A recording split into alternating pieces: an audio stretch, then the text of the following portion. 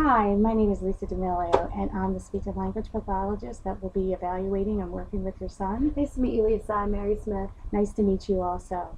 First and foremost, I want to thank you for submitting Michael's full developmental growth for me to review prior to our meeting today. It was very helpful. Okay, great.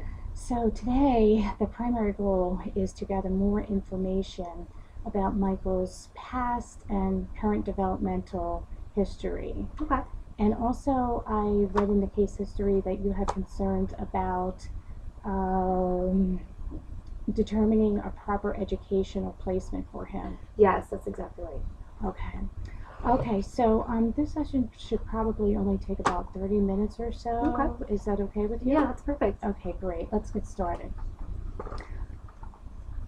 Can you give me a little background of when you noticed something was different about Michael? Okay, let's see. Well, when Michael was born, he was always colicky, and he had a lot of issues. We had issues finding the right formula for him. But after 3 months, it seemed to have kind of gone away. What do you mean when you say gone away? Just like the crying all the time. That's what really stopped. Oh, okay. Describe when you first noticed something was different with Michael.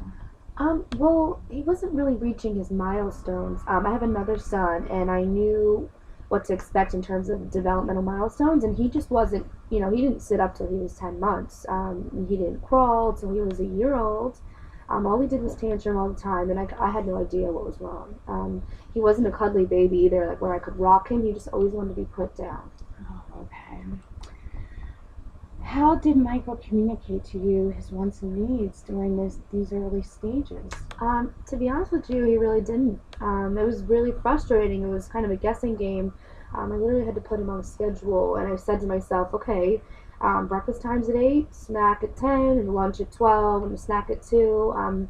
I'd always keep a sippy cup of water next to him when I was trying to, when I'd see him struggle to pick it up, and I knew, he's probably thirsty, and I'd help him out. I kept telling my pediatrician that there was something wrong, but he just was always saying, boys develop a lot slower.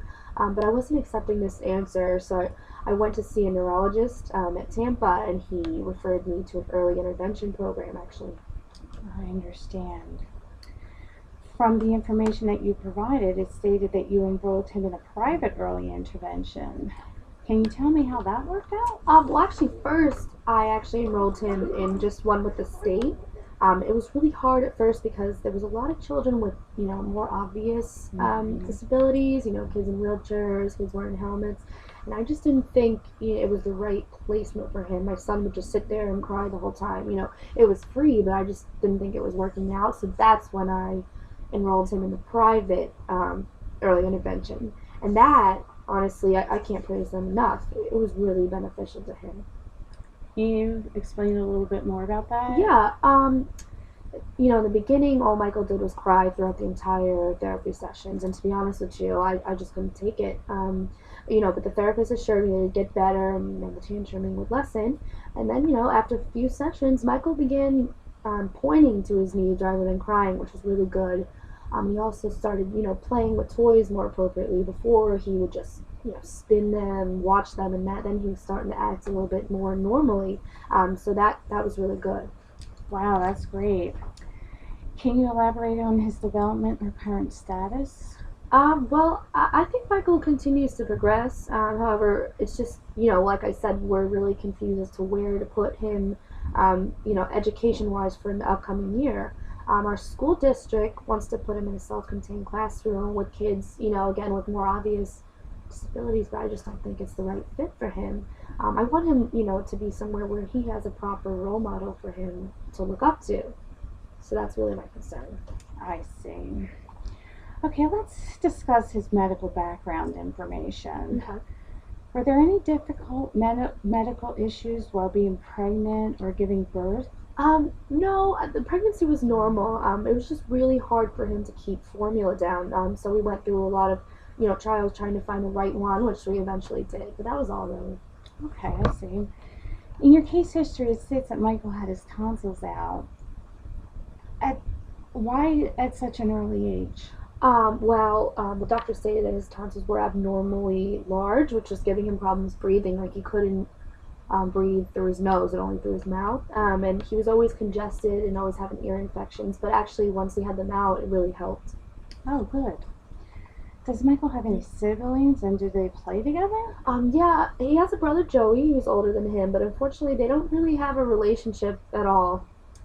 In what way do you mean by that? Well, Joey, he thinks I'm giving Michael more attention, and Michael's acting this certain way to get more attention, but I took him to a psychologist actually to try to get, to explain that Michael has autism and this is what's going on, but, still having problems, so.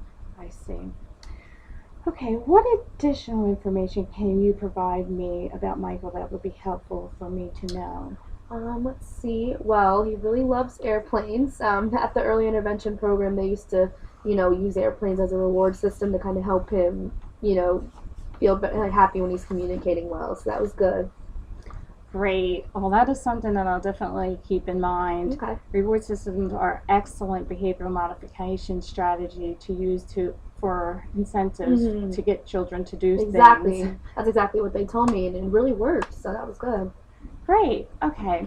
Well, I really appreciate you spending time with me to give me accurate and updated information. What I heard you saying is that you really would like assistance in determining his next step for an appropriate educational setting. Right. Okay. Okay, so the next step that I will take is arrange a meeting with Michael. Okay. And we can do that next week if you're that'll work. available Yeah. or anything like that. That sounds good. Yeah, that sounds great. Okay, well let's go up to the front to the receptionist and see what my availability, and we'll fit you into our calendar. Okay, perfect. Thank you so much. Great, thank you. It was It was nice. nice meeting you too. Thank you.